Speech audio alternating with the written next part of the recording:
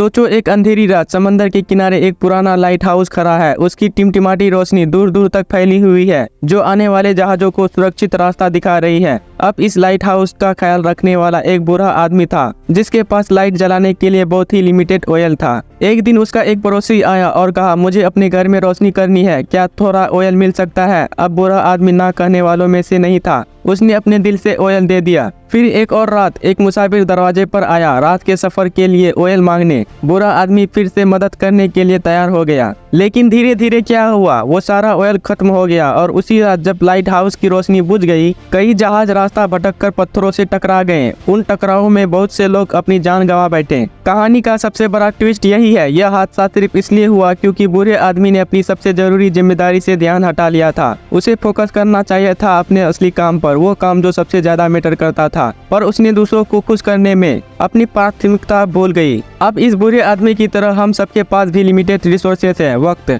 अगर तुम अपनी एनर्जी और टाइम को बिना सोचे समझे इधर उधर बर्बाद करोगे तो एक दिन ऐसा आएगा जब तुम्हारी सबसे बड़ी जरूरत अधूरी रह जाएगी। इसलिए जो सबसे जरूरी काम है उसे सबसे पहले करो। अपने प्रायोरिटीज को हमेशा साफ रखो, क्योंकि असली खेल वहीं से शुरू होता है। ध्यान दो बॉस, इस दुनिया में सब कुछ करना मुमकिन नहीं है। तुम्हारा टाइम और एनर्जी लिमिटेड है, इसलिए जरूरी है कि तुम अपने प्रायोरिटीज को समझो और पहले उन्हीं चीजों पे फोकस करो जो तुम्हारे लिए सबसे ज्यादा मायने रखती है।